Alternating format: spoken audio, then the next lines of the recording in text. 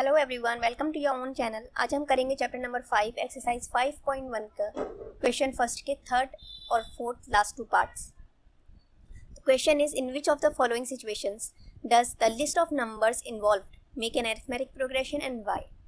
इनमें से कौन सी सिचुएशंस में जो लिस्ट ऑफ नंबर्स है वो एक अरिथमेटिक प्रोग्रेशन बनाती है और क्यों। तो जैसे कि हमने फर्स्ट और सेकेंड पार्ट किया था उसी तरह से इसे करेंगे। थर्ड पार्ट देखते हैं। The cost of digging a well after every meter of digging, when it costs rupees 150 for the first meter and rises by rupees 50 for each subsequent meter। तो हर एक मीटर की खुदाई के बाद एक कुएं को खोदने में जो कॉस्ट आएगी वो हमें बताना है कि एपी बनाएगी या नहीं। ये जो है cost of digging a well after every metre of digging. जबकि पहले मीटर की खुदाई पर 150 रुपीज़ की कॉस्ट आ रही है और उसके बाद आगे के मीटर पर हर बार 50 रुपीज़ बढ़ते जा रहे हैं। जैसे कि ये एक वेल है, इसकी डिगिंग हो रही है। यहाँ पर ये 1 मीटर है और उसके बाद ये 1 मीटर, फिर उसके बाद इसके आगे 1 मीटर, ऐसे ये 1 नीचे तक है। अब यहाँ पर पहले 1 मीटर पे सबसे पहले जब स्टार्ट हुई खुदाई तब कितने रुपीज़ गए? 150 रुपीज़ गए, 150 रुपीज़। उसके बाद पहले मीटर पे 150 और उसके बाद हर मीटर पे 50 रुपीज़ राइज हो रहे हैं। तो यहाँ पर सेकंड मीटर पे जब 2 मीटर की खुदाई हो गई तो इसमें 50 रुपीज़ 150 में बढ़ गए। फिर उसके बाद अगले मीटर पे फिर 50 रुपीज़, फिर उसके बाद अगले मीटर पे 50 रुपीज़, इसी तरह से नीचे तक 50 रुपीज़ की कॉस्ट आती गई। अब यहाँ पर हम लिखेंगे cost of digging a well after every meter of digging। तो देखिए यहाँ हम कैसे लिखेंगे। देखिए पहले मीटर पे कितनी है कॉस्ट? 150। इसके बाद 2 मीटर पे कितनी हो जाएगी? 2 मीटर पे टोटल प्लस 50 किया तो 200 प्लस 50 कर दिया। अब यहाँ पे 3 मीटर पे कितनी होगी? देखिए फिर प्लस 50 कर दिया हमने, 250। तो जब तक 3 मीटर की खुदाई होगी तब 250 रुपीज़ हो जाएंगे। फिर 4 मीटर की खुदाई पर फिर प्लस 50 कर दिए। हर बार 50 रुपीज़ पिछले टर्म में हम ऐड करते जा रहे हैं। तो टोटल कॉस्ट आ गई। अब 4 मीटर पे कितने टोटल पैसे होंगे? 300 रुपीज़। ऐसे आगे बढ़ता जाएगा 50 रुपीज़। तो हमने क्या देखा कि जो सीरीज़ बन रही है क्या ये एक एपी बना रही है? हमने ये देखा कि यहाँ पर हर एक टर्म में 50 ऐड होकर हमें नया टर्म मिल रहा है।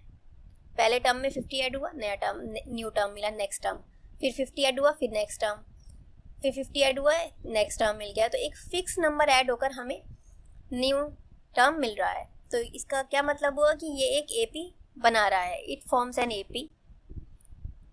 It forms an AP as every next term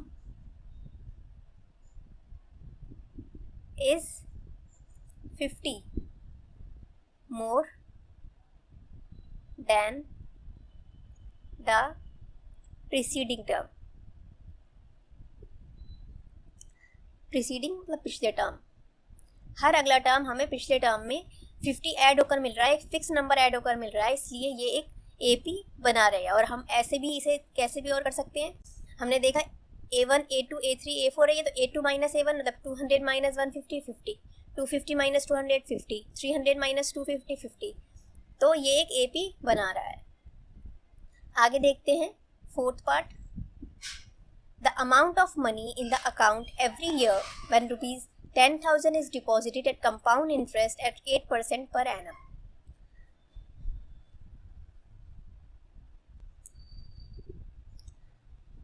The amount of money in the account every year।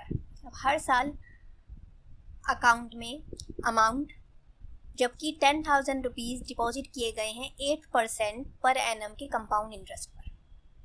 मतलब यहाँ पर देखिए जैसे कि 10,000 रुपीज़ बैंक में डिपॉजिट किए, 10,000 रुपीज़ किस इंटरेस्ट पे? 8% पर एनम के कंपाउंड इंटरेस्ट पे डिपॉजिट किए हैं कि इसको जमा करने पर कुछ इंटरेस्ट मिलेगा। तो यहाँ पर पहले साल के एंड में कुछ अमाउंट होगा 10,000 में ऐड होकर जो बनेगा, फिर उसके बाद उसके अगले साल में कुछ अमाउंट आएगा, फिर उसके अगले साल में कुछ अमाउंट आएगा, ऐसे सीरीज़ जो बनेगी। तो वो ये पूछ रहे हैं, वो ये कह रहे हैं कि क्या ये वो एपी बनेगी या नहीं।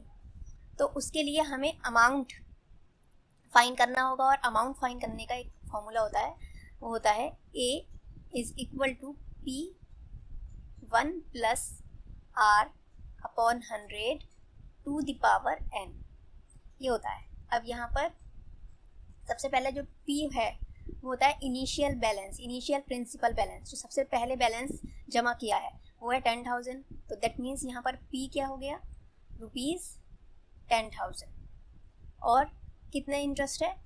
8% पर एनम। रेट कितना है? Rate of interest 8%। और n नंबर ऑफ ईयर्स होंगे, जैसे जैसे amount at the end of first year तो 1 आएगा n, amount at the end of second year तो n 2 आएगा, n इस तरह से लिखा जाएगा। तो अमाउंट पहले साल के एंड में कितना अमाउंट होगा? Amount at the end of first year, पहले साल के एंड में डायरेक्ट यहीं पे अप्लाई कर देते हैं। यहाँ पर हम P की वैल्यू 10,000 लिख ली, और 1 प्लस R की प्लेस पर 8 अपॉन 100, और n पहला फर्स्ट ईयर है तो n की प्लेस पे 1, तो 1 से तो कोई इफेक्ट नहीं आएगा, ये यही रहेगा 10,000 इंटू 100, 1 इज़ 100, 100 प्लस 8 108, तो 108 अपॉन 100। अब 2 ज़ीरोज़ है, यहाँ पे 2 ज़ीरोज़ कट हो गए, तो ये 10,800 आ गया। 2 ज़ीरो है तो ये इसके आगे लग गए, तो 10,800 रुपीज़ पहले साल के एंड का अमाउंट आया। 10,000 रुपये जमा किए और 10,800 पहले साल के एंड में बन गए अमाउंट। अब ऐसे ही हम सेकेंड ईयर का निकालेंगे, amount at the end of second year. अब सेकेंड ईयर का निकालेंगे तो इनिशियल प्रिंसिपल बैलेंस वही है 10,000, ये पूरा 1 प्लस R की प्लेस पे 8 अपॉन 100 वैसी। अब n क्या हो जाएगा? सेकेंड ईयर है तो यहाँ पे 2 हो जाएगा। अब यहाँ पर ये आपको पता है 108 अपॉन 100 है, तो 108 अपॉन 100 उसको 2 बार लिख लिया, पावर 2 है ना, ये हो गया। अब यहाँ पर 2 ज़ीरोज़ तो 2 ज़ीरोज़ कट, यहाँ 2 ज़ीरोज़ तो 2 ज़ीरोज़ कट। अब 108 की 108 से मल्टीप्लाई हम यहाँ पर कर लेंगे। 8 8 आर 64, 8 1 इज़ 8, 0 से करेंगे तो सब 0 आएगा, फिर यहाँ 1 से करेंगे तो 1 8 इज़ 8, 1 0 इज़ 0, 1 1 इज़ 1, 4 6 और 8 16, 1 1 6 6 4 आया, 1 1 6 6 4। अब हम यहाँ पर देखिए, जैसे कि क्वेश्चन में इन्होंने बोला है कि amount of money in the account every year बोला है, तो पहले साल का हमने निकालिया, अब सेकेंड ईयर का हमने निकालिया, अब हम थर्ड ईयर का यहाँ पे निकालेंगे। जैसे हम हमारी पहली टर्म ये आई है, सेकेंड टर्म ये आई है, और हमें थर्ड टर्म और निकालनी पड़ेगी ताकि हम ये पता कर सकें ये AP बनेगी या नहीं।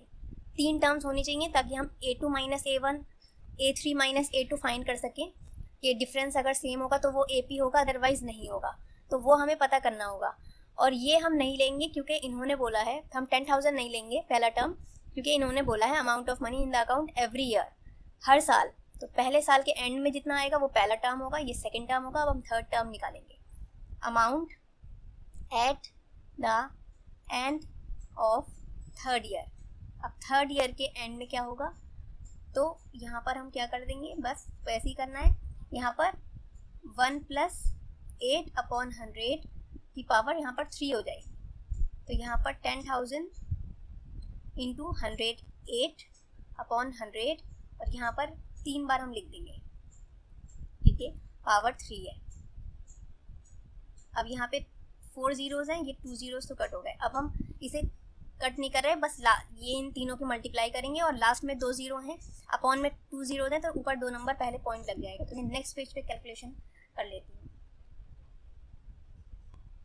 108 की 3 बार मल्टीप्लाई कर कर ये वैल्यू आई है 1259,712, और नीचे 2 ज़ीरोज़ थे, तो यहाँ पर 12,597.12 रुपीज़ आए हैं, अमाउंट आया है at the end of the third year.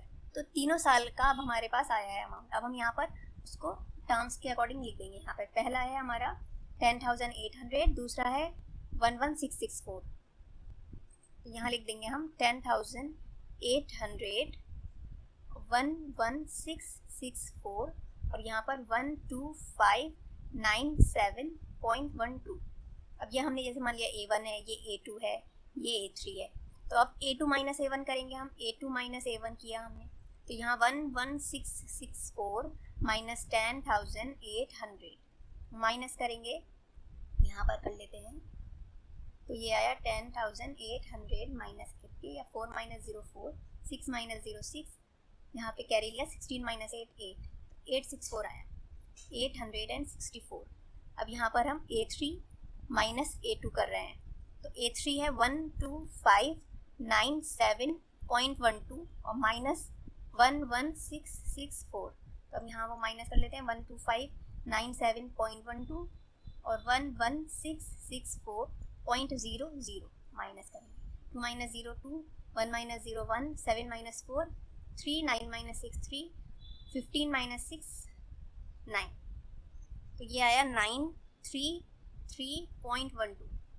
Since A3 minus A2 is not equal to A2 minus A1, so it does not form an AP।